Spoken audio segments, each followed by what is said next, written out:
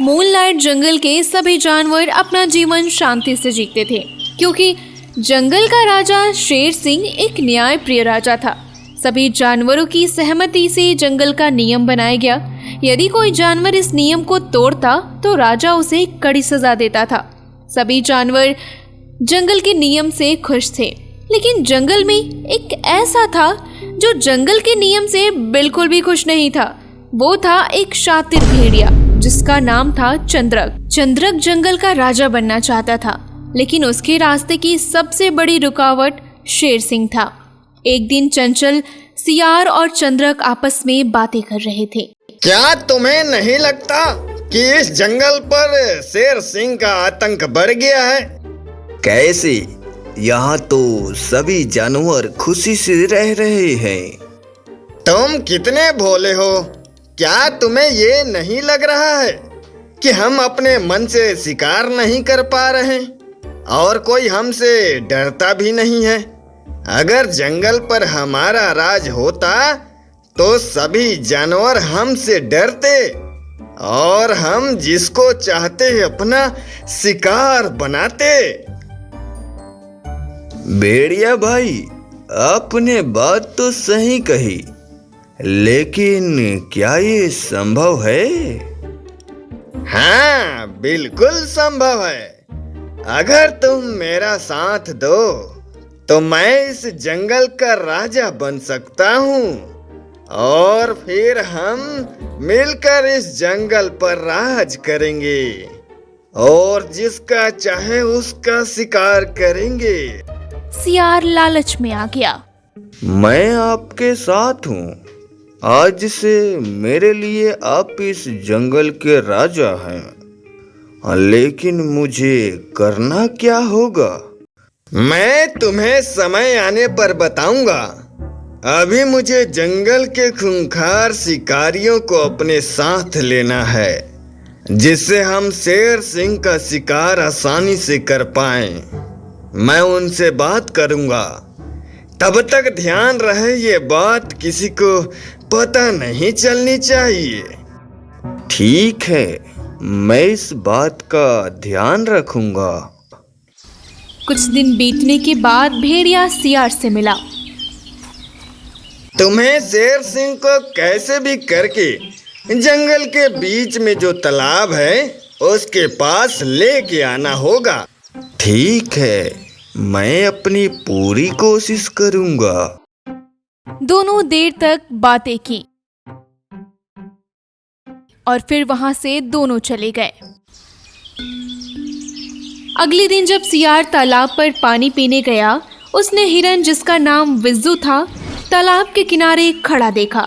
सियार उसके पास जाकर बोला, क्या मुझे देखकर तुम्हें डर नहीं लगा? मैं तुम्हें अभी मार कर खा सकता हूँ। शायद तुम इस जंगल के नियम को भूल रहे हो। मुझे मारकर तुम बच नहीं सकते। शेर राजा तुम्हें छोड़ेंगे नहीं। जल्द ही हम तुम्हारे इस राजा को मार देंगे और फिर जंगल पर हमारा राज होगा। अब चलो, भागो यहाँ से।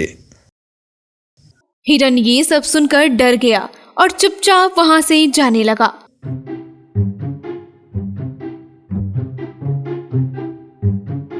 मुझे ये सब शेर सिंह को बताना होगा, नहीं तो जंगल पर बहुत बड़ा संकट आ सकता है। हिरन बिना देर किए हुए शेर सिंह के पास गया। क्या बात है हिरन, तुम बहुत चिंतित लग रहे हो।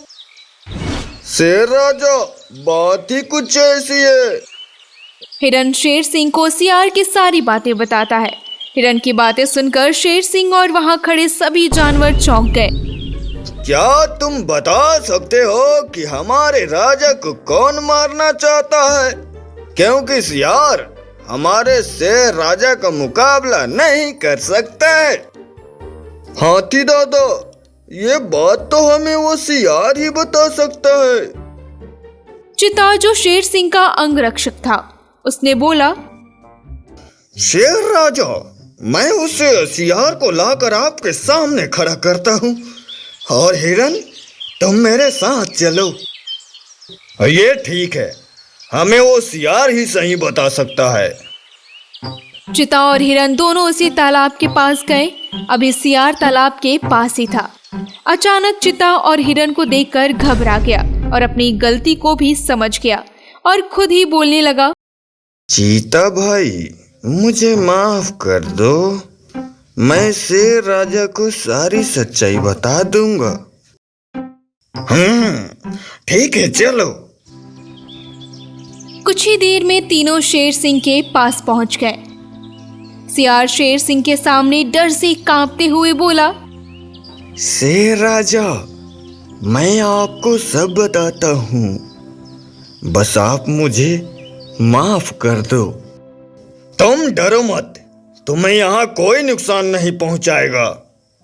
तुम हमें ये बताओ कि मुझे मारने की साजिश कौन कर रहा है? शेर राजा, वो एक भेड़िया है।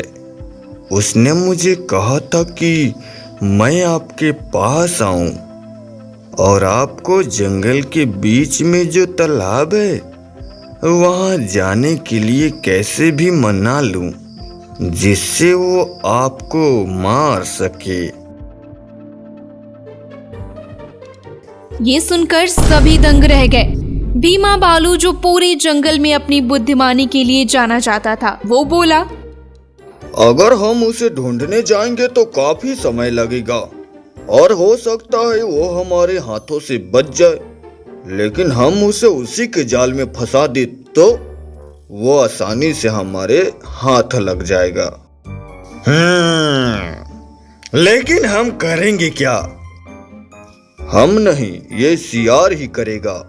मैं बताता हूँ। सियार, तुम जाकर उससे कहो कि मैंने शेर सिंह को तालाब पर जाने के लिए मना लिया है, और जैसे ही आप कहेंगे मैं शेर सिंह को तालाब के पास ले आऊंगा।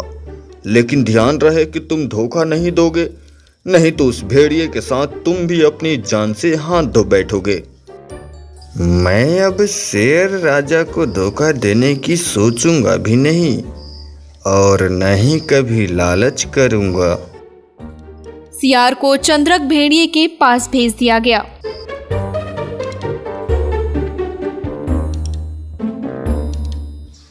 जंगल के नए राजा की जय हो।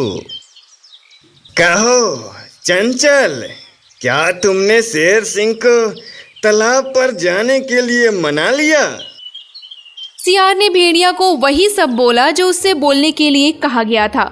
भेड़िया ने ये सब सुनकर बहुत खुश हुआ और बोला, फिर इसमें देर करने की कोई जरूरत नहीं है। हम आज ही शेर सिंह को खत्म कर देते हैं। आज रात को तुम शेर सिंह को तालाब पर ले आओ। जैसा आप बोले, फिर हम तालाब पर ही मिलते हैं।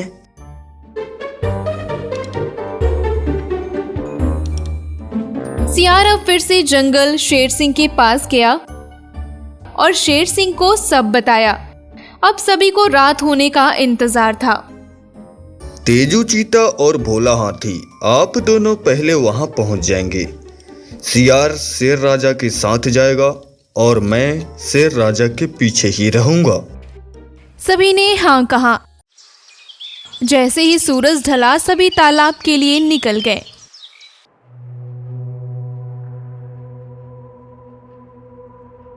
जैसे ही शेर सिंह और सियार तालाब के पास पहुंचे, भेड़िया हंसते हुए दो शिकारी कुत्तों के साथ सामने आया। आज तुम मेरी जाल में फंस गए। आज मैं तुम्हें मारकर इस जंगल का राजा बन जाऊंगा और इस जंगल में मेरे बनाए हुए नियम चलेंगे। मैं अब जिसको चाहूंगा उसको अपना शिकार बनाऊंगा। बहुत अच्छे चंचल, तुमने बहुत अच्छा काम किया है। भेड़िया की बातें सुनकर शेर सिंह जोर जोर से हंसने लगा। तुम्हारे सामने मौत खड़ी है और तुम हंस रहे हो। तभी भीमा, भालू, भोला हाथी और तीजू चिता सब वहां आ गए। तुम तुम्हारे ही जाल में फंस गए हो। चंचल ने हमें सब बता दिया है।